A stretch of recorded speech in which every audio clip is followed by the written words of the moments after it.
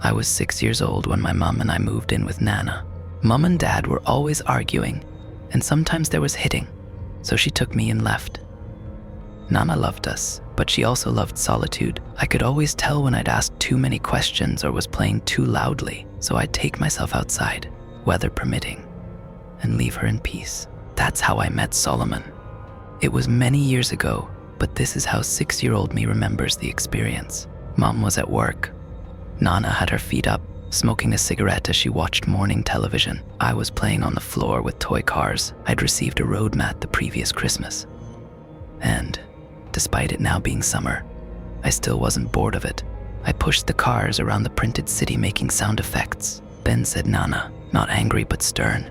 I looked up, her matter-of-fact expression telling me everything. Sorry, Nana, I said. She smiled, and it warmed her. It's all right, sweetheart.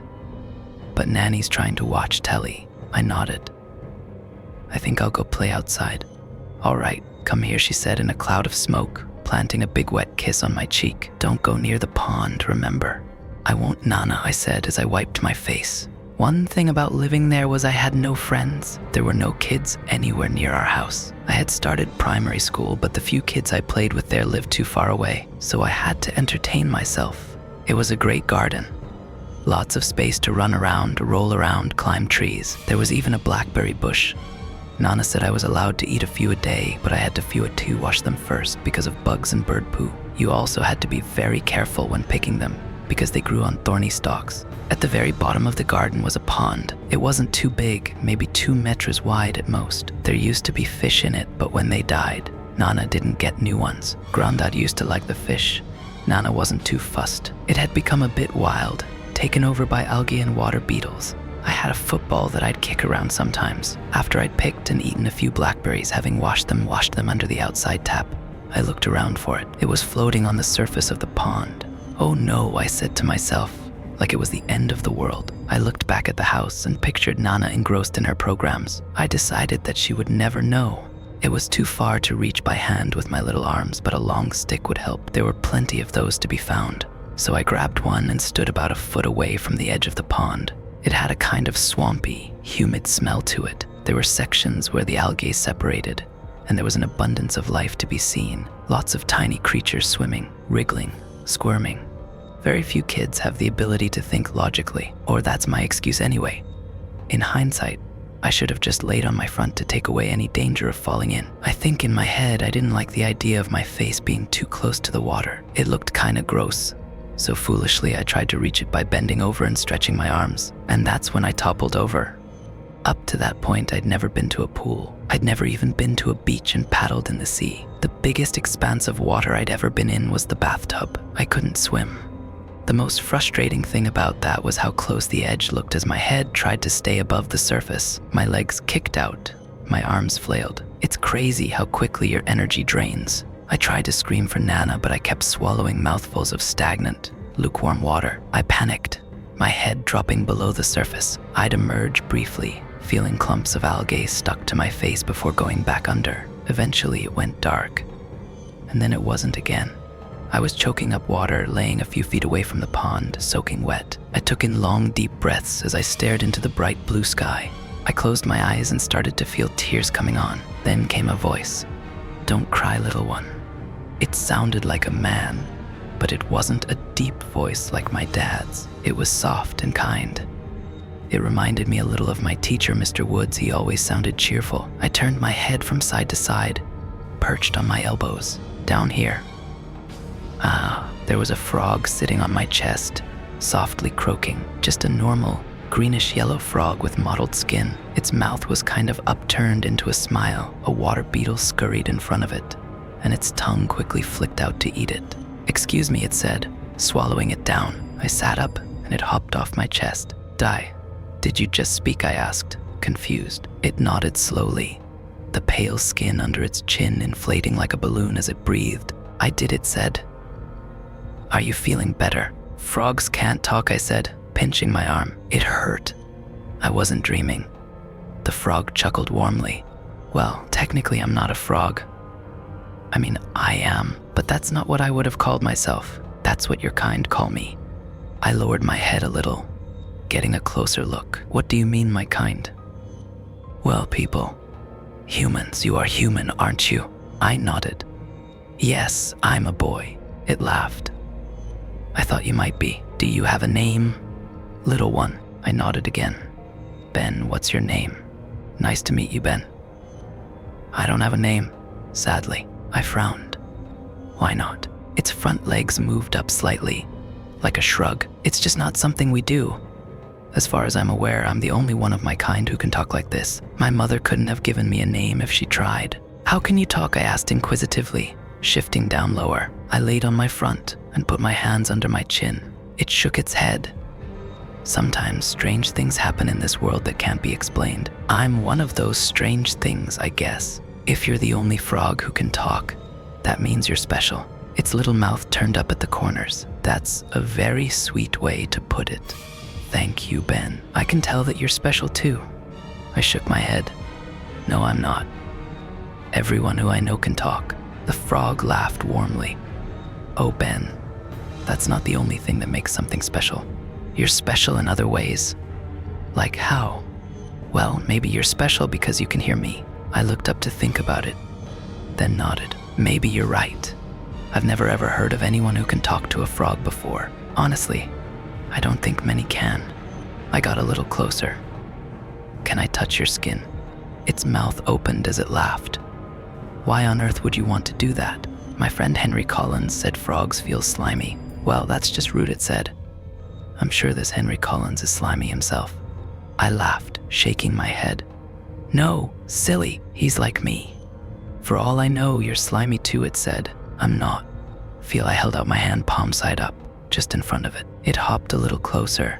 Then one of its little webbed feet pressed down on one of my fingers. There was a slight cool sensation. Well, definitely not slimy, it said. See, I told you. Now it's my turn. It sighed. Very well, but be gentle. I'm a lot smaller than you. I stroked its back with my forefinger. It shook its body a little like a happy dog. Oh my, that tickles a bit, it said, laughing. I wouldn't say you're slimy, I said. I'm certainly glad to hear it, said the frog, but you feel kind of wet and a bit squidgy. It gasped. Well, sorry to tell you this, Ben, but you're a bit squidgy too. I laughed and rolled onto my back. You're funny. The frog shook its head, but smiled regardless. Oh, to be a child. Ben, came a loud voice from behind. It was Nana, standing on the back doorstep with a cigarette. My heart jumped a little as I sat up. Yes, Nana.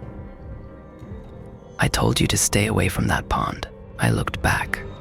I was a few feet away from it. I'm not that close, Nana. She took a drag and blew a big cloud of smoke. I don't care. Get away from it now. Then she went back in the house. Oh dear, said the frog. I might have just gotten you into trouble. I shook my head. No, I did that myself. I was silly and fell in because I was too close. I paused and got lower again. Wait, did you see how I got out? The frog shook its head. Can't say I did, but I'm glad you're all right. I accepted it as just one of those things. I better go, or I will be in trouble. I sat up. Are you always here? It nodded and turned its head to the pond. Yes, that's my home. Please come and see me again sometime. I nodded. Definitely. But I'll have to be careful Nana doesn't see me. It laughed warmly again. I understand. Just to be safe, maybe it's best if you don't tell Nana or Mum or even Henry Collins about me. They might not understand. Does that sound reasonable? I nodded. I don't think anyone would believe me anyway. It gave a slight nod. I think you're right. I got up to leave, brushing bits of grass off my front. My clothes were already drying due to the temperature. Ben the frog said. I looked down. Would you do something for me? I nodded. Sure. I don't think it will be too difficult for you, but I'd love you to give me a name. You mean I get to decide what your name is? I said excitedly. It nodded. Absolutely, I'd really like that. Unless you're going to call me something silly like Froggy or Hoppy, I wouldn't like that. I laughed. I won't, I promise. Good. Well, next time we see each other, hopefully I'll have a name. I nodded. You definitely will. I'll think really hard about it. I look forward to it. Goodbye for now, little one. I waved. Bye, Froggy, I said, giggling. It shook its head but laughed along with me. Oh, Ben. You really are something else. A few weeks passed. I'd spent plenty of time in the garden, sometimes near the pond too. But I didn't see the frog, and it was a little disappointing. One day I came home from school. Mom couldn't always pick me up, so it wasn't unusual for her to arrange a taxi to collect me. I walked through the front door and could hear sniveling. "Mum, Nana," I called. "In here, darling," I heard Mum say from the living room. I walked in. Her eyes were puffy and red. She held a scrunched up tissue. "What's wrong, Mummy?" I asked. She held out her open arms and I accepted them, feeling my eyes fill up. Part of me knew already. "It's Nanny," she said as she hugged me. "She's gone to heaven, darling." The house felt different without Nana. But no matter how much Mum cleaned around, there always seemed to be the smell of cigarette smoke. It wasn't unpleasant. It offered a strange kind of comfort. It was almost like she was still there. Mum and I were lucky to have the house. It was paid for in full, but Mum still had to work. Sometimes I'd have a babysitter, a nice lady called Sarah who lived in one of the houses down the road, but sometimes that wasn't an option. I know she felt terrible about it, but my mum would leave me on my own on those occasions. "Promise me you'll be a good boy," she'd say. "Don't do silly things. Be safe." I'd always promise and always meant it. On one of those days I was playing in the garden. It had been maybe a month since I'd seen the frog, but I was so happy when I heard his soft little voice, "Ben." He was sat around a foot from the edge of the pond. I ran over excitedly. "Ooh, slow down, little one," he said. "Be safe, remember. We don't want you falling in again." I slowed to a normal pace and nodded, sitting cross-legged in front of him. "Sorry, I was excited to see you." He laughed. "That's sweet of you. And you don't need to apologize. I just feel it's my duty to look out for you when no one else is around." I sighed and nodded. He looked up at me. "Your mum is doing the best she can. She loves you very much. It's all for you." I felt a little tear in my eye and wiped it away. I know. It's just sometimes I miss her, and I miss Nana. The frog hopped closer, then leaped onto my knee. It made me smile. "I'm so sorry about Nana, little one. Don't ask me how I know these things, but I can tell you she's nearby in some way. She's a bit mad that you're this close to the pond, but she's happy you've got me as a friend." I cried, but they were mostly happy tears. "Dry your eyes, little one. You've got a big job to do today. Do you know what?" I shook my head. "No, I've already tidied my room. I washed up my cereal bowl. I picked up my cars from the floor." The frog laughed. No. I'm not talking about boring jobs like that. This is a very, very important and meaningful job." "Tell me," I said excitedly. "You need to do me the honor of naming me." I took in a big breath. "Oh yes, and I have a name already, a good one." Its little mouth smiled again. "Oh my, I can't wait to hear it. My Nana and I used to watch a particular film together quite a lot. As a kid, I loved it. I need you to remember that. I was a kid. Because it's a bad film. But kids aren't as critical and cynical as adults. They can see past the flaws and focus on the best bits. That's my excuse anyway." King Solomon's Mines. Not only a shameless Indiana Jones ripoff, but shockingly bad all around. It was my Nana's favorite film, mainly because she thought Richard Chamberlain was so handsome. Sometimes it got a little inappropriate, but being a kid, it would go straight over my head. I loved your grandfather, but the things I'd let him do to me. Little did we know back then that my Nana would have never stood a chance. I loved the film for very different reasons, not only because it was our film, but for the sense of adventure. I didn't understand a lot of it, but I enjoyed it nonetheless. At the time, it seemed like the only fitting name, and it would honor my Nana's memory too. "Solomon," I said with a smile. "I'm naming you Solomon." The frog looked at me curiously, turning his head from side to side. "Solomon." Then it smiled. "It's perfect." I clapped my hands. "Yay, I'm so happy you like it. I never doubted you," he said. "I'm proud to call myself Solomon. So now, if anyone asks what your name is, you can tell them." He nodded. "I can indeed, though I don't think that opportunity will come up very often. You're still the only thing I've ever spoken to." I gently stroked his back with my finger, and he closed his eyes with a smile. "Do you think you'll ever talk to anyone else?" He looked up at me. "Honestly, I don't think I'll ever meet anyone else special enough." A few days went by and seeing Solomon was a given. I was happy to have him as a friend, and I appreciated that he didn't always treat me like a child. He'd tell me things as they were, truths that most adults would hide or sugarcoat, but I always felt he had an underlying responsibility to look out for me too. I was a child and I could act like one. One day we were chatting about school. I was laying on my back and Solomon sat on my chest.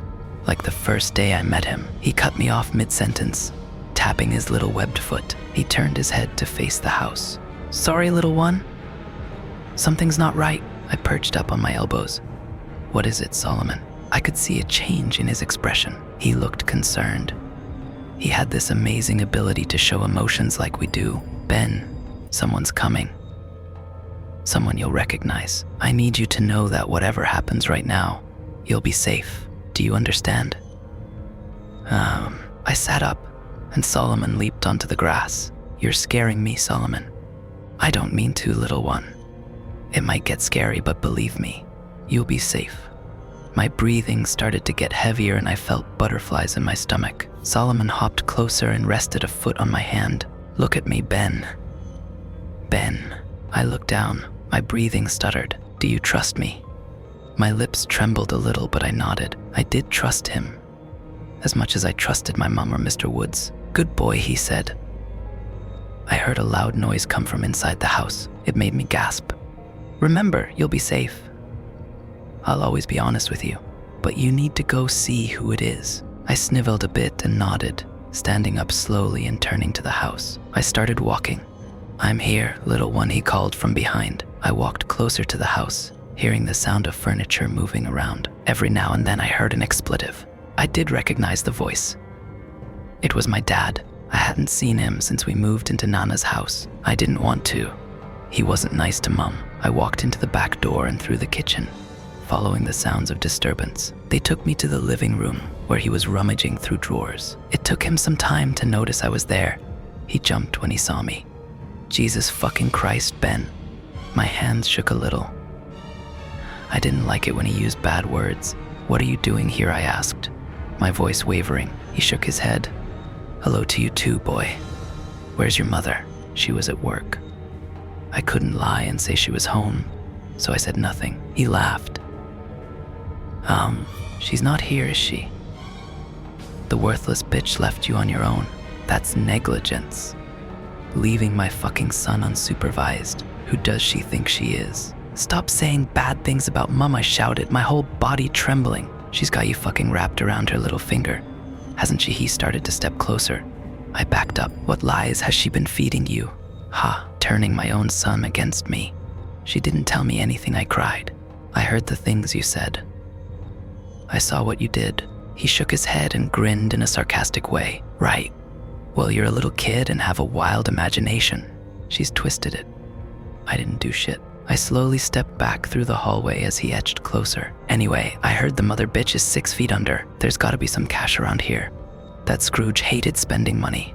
Unless it was for a pack of John Player specials, ha." I shook my head. "There's nothing."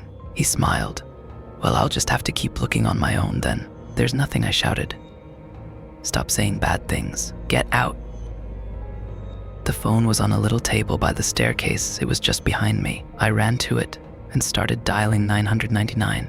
It was a rotary dial, and each 9 took forever to make its way round. I'd barely managed 2 before he snatched it out of my hand. "You little shit," he sneered, pushing me back against the staircase.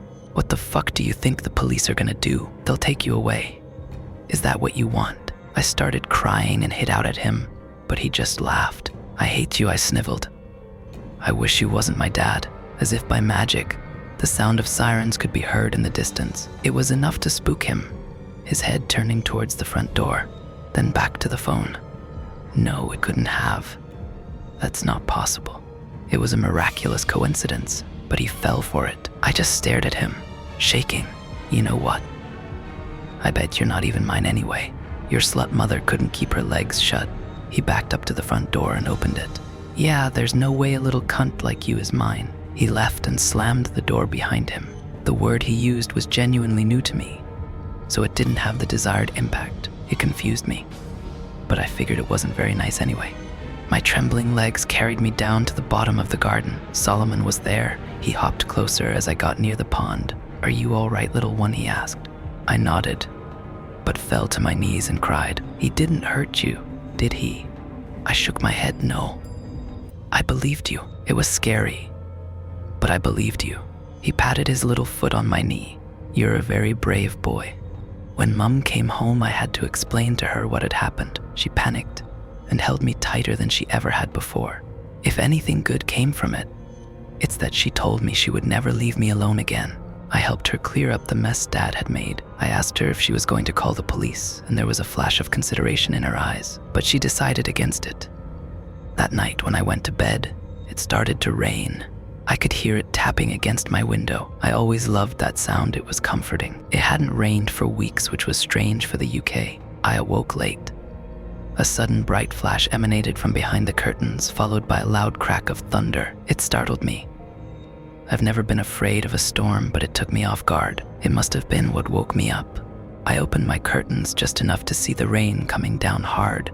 Then I watched in awe as the forks of lightning spread across the night sky. I blinked hard as the next crack of thunder struck, laughing to myself. As the next flash came, I looked down to see Solomon's pond rippling. I thought about how happy he'd be swimming around in the rain. There came a loud crash from inside the house. Then I could hear muffled voices.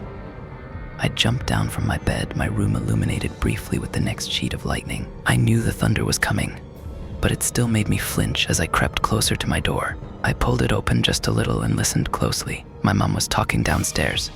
No shouting. Then came the voice that my heart already knew was responsible for it. My legs felt like jelly as I quietly walked across the landing and held onto the banister, looking down. A flash of light spread across the floor. Then a loud scream mingled with the rumbling thunder. It filled me with dread. I heard my dad shout more horrible words. Then I saw something that I'll never forget. My mom slowly came into view. She was crawling on her belly, and the back of her head was thick with blood. Her blonde hair clumped together. "Mom," I screamed, and her face slowly turned upwards. Her eyes briefly met mine. They were wide with horror. Her mouth opened. She was trying to say something. Then she collapsed. As I started to cry, my dad came into view. He was holding a hammer, the head of it a glossy dark red. He looked up and sneered as the lightning struck again, and the crash of thunder was like a starting gun. I ran back into my room as I heard my dad on the staircase, slamming the door shut. There was a chest of drawers just to the side, and being young and stupid, I thought I might be able to push it over to stop him from getting in. The reality was it didn't move an inch. He burst in, making me scream. "Time to be with your whore mother," he snarled, swinging the hammer down. I managed to duck out of the way, and it smacked into the side of the drawers. I was on my hands and knees crawling to my bed. I wanted to go underneath it, like it would fool him. That silly childish logic again. I didn't get far though. He picked me up by the scruff of my Thomas the Tank Engine pajamas. He held me up by one hand, the other holding the hammer high above. The lightning revealed strands of blonde hair matted to the head with blood. He grinned in such an evil, hateful way. "You know how I know you're not really mine? I have no problem with bashing your tiny little skull in." I grabbed onto his wrist for support. His clenched fist was just in front of my face. I wanted to try and bite it, but I knew I couldn't reach. So I did the next best thing. As the hammer rose higher, I kicked out as hard as I could with my left foot. I got him good between the legs. The pain I felt in my bare toes was excruciating, but it paid off. He dropped me and fell back, groaning as he let go of the hammer and held his crotch. But of all the places he could have rested, it had to be against the door. I jumped on my bed and threw my curtains open, scrambling to open the window. My dad was moaning behind me. "You little fucker," he said. It was a pitch higher than normal. The window opened outwards, my face splashed with rain. I looked down and could just make out the roof of the little extension that was part of the kitchen. The lightning gave me an even better look. It didn't look like too much of a drop, but it was scary enough to make me hesitate. "You're dead, boy," he screamed, lunging for the hammer and then throwing himself on the bed. I screamed and hung backwards from the window, my hands gripping onto the ledge. The rain came down hard on my face, but I could make out his blurry outline. The flash in the sky showed him looming over me, and as the next thunderclap came, the hammer came down. It caught my wrist. I barely had time to acknowledge the pain. Then I was falling. I hit the roof feet first, toppled over, then rolled down the slightly slanted tiles until I met the edge. I tried to cling on to something, but my hands wouldn't grip, slipping with the combination of water and slimy rooftop moss. I hit the back garden hard, knocking the wind out of me. If it hadn't been raining, it might have been worse. The sodden grass somewhat cushioned my fall. That being said, I was frozen for a good few seconds as I tried to catch my breath. As soon as that was under control, that's when I really started to notice the pain in my wrist and toes. I managed to roll over and get to my feet. The back garden was darker than the house, but every flash helped me see the way. I held my wrist to my chest, supporting it with my other hand, and limped in the direction of Solomon's pond. My tears were indistinguishable from the rain. My body was as wet as it had been on the day I met Solomon and almost drowned. My dad's voice roared from somewhere behind me, making me take in a sharp breath. "I'm coming for ya, boy. No one will recognize you when I'm done crushing your face." I darted into the greenery on my left. Ducking down, I crawled in, wincing as I put pressure on my bad wrist. I didn't stop until I felt a sharp pain on my right shoulder. It was a thorn. I was in one of blackberry bushes. I sat up and turned around, pulling my knees up to my chest for comfort. Then I slowly rocked myself as my lips trembled. When lightning struck, I saw my dad looking around the garden.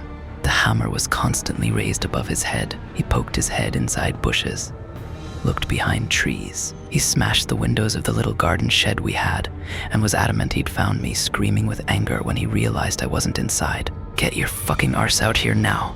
Every crack of thunder made me jump like I wasn't expecting it. My dad turned his head to the sky and roared along with it, like a taunt, an intimidation. I closed my eyes tight and continued to slowly rock. As my dad started to move over to my side of the garden, there appeared to be another miracle, the second of the day. The storm must have been testing the electricals of the house, and something triggered the fuse box. Most of the lights went out. It got his attention.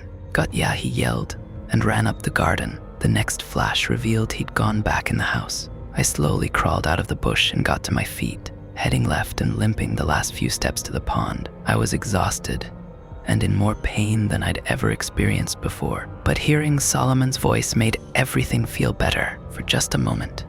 "Little one."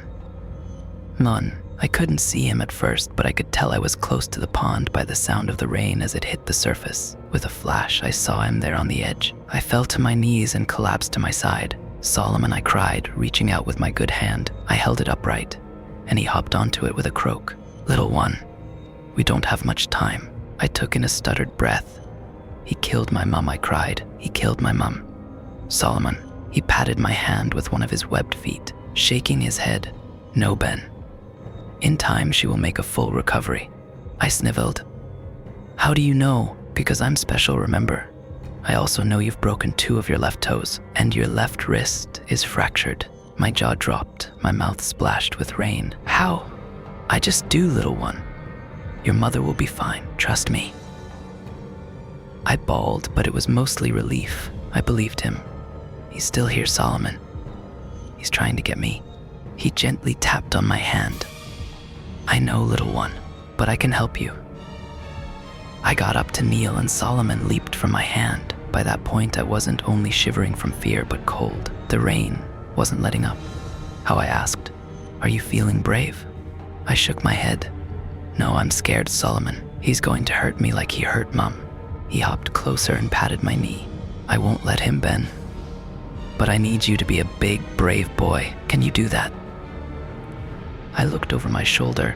The house briefly illuminated in a flash. Then the lights went back on. It made my heart jump. "Please, little one, be brave." I turned back and nodded. But I didn't feel brave at all. My stomach churned. What should I do? Something scary. "I need you to bring your father to me." I held my bad hand to my chest.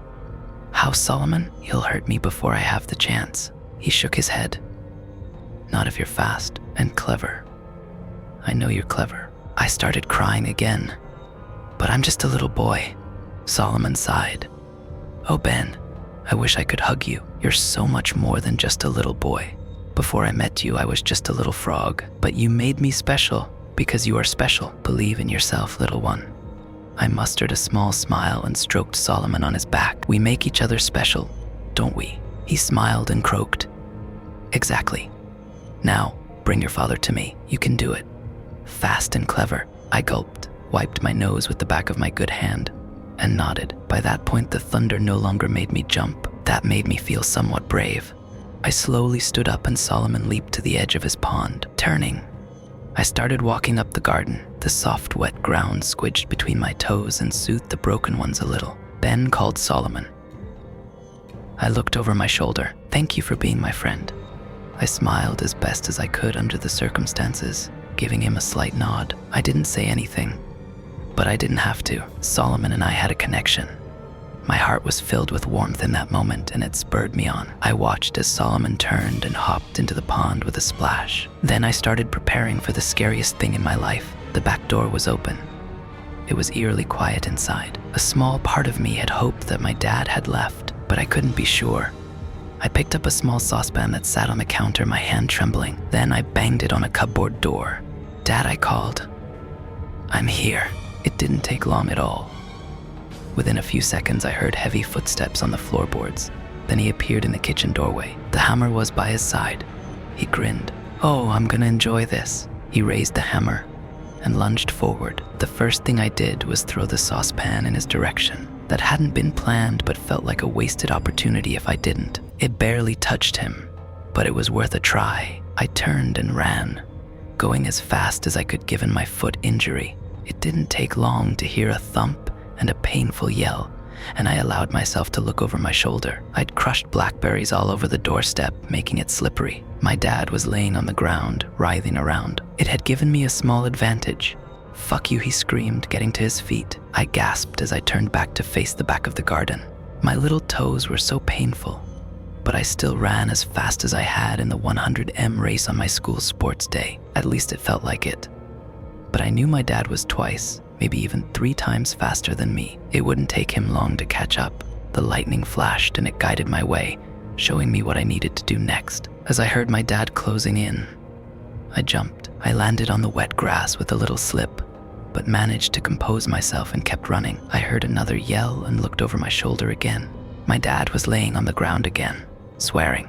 We had a pile of logs in the shed for winter fires, and I'd placed some in the garden. Ben, he screamed, getting to his feet. I'm gonna start by smashing in your fucking teeth. I turned back and kept running, relying on the lightning again. The thunder roared, but I could still hear my dad behind me.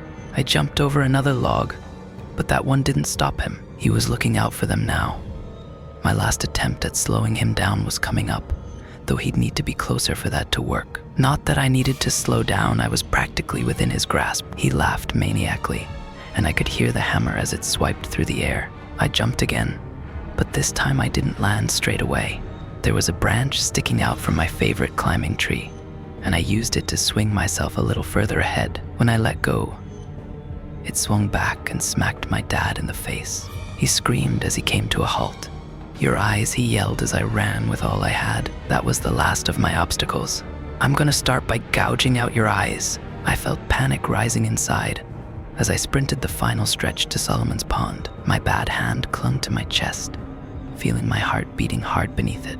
My dad wasn't too far behind now, and there was nothing between us. With a flash of light, I saw the pond, but I saw something else too that gave me a little fright. Protruding slightly from the surface were 2 big, glowing eyes. Then they raised up slightly to reveal a wide mouth that was upturned in the corners, like a smile. As the thunder rumbled, I heard a deep croak, and the pale flesh below the mouth inflated intermittently. The eyes were fixed onto mine, and with a final flash of light before I reached the pond, the large head motioned to the sky.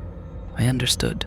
My dad had stopped speaking hateful words and instead screamed in a constant fit of rage. I took a deep breath and leapt as my toes reached the edge of the pond, landing in the middle of the squidgy wet head. It flicked up slightly to spring me to the other side, where I landed straight on my arse. I had just enough time to turn and see my dad's terrified reaction as Solomon emerged from his pond in a geyser of water. Solomon roared and shot out his large tongue.